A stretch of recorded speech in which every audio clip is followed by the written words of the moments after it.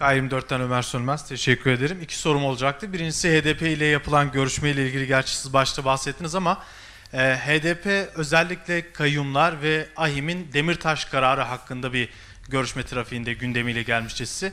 Bu hususla ilgili CHP'nin tavrı nedir ve CHP herhangi bir HDP'ye iade-i ziyarette bulunacak mı? Bu meselede görüşüldü mü?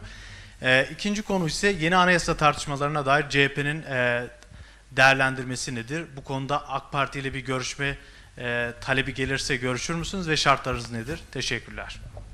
Bir daha son sorunuzu tekrar eder misiniz? Yeni anayasa tartışmaları ile ilgili Cumhuriyet Halk Partisi'nin değerlendirmesi nedir ve olası bir AK Parti'nin randevu talebinde CHP'nin tavrı ve şartları neler olacaktır? Şimdi şöyle, Cumhuriyet Halk Partisi biraz önce söyledim, bu ülkede tüm siyasi partilerle görüşen tek partidir.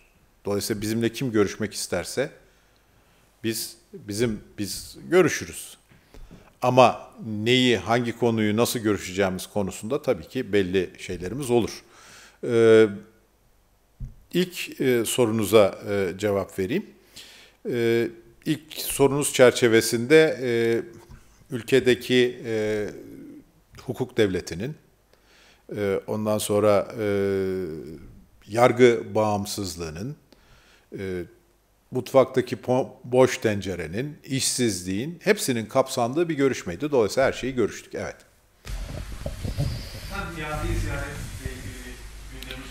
Ona genel başkanlar karar verecek.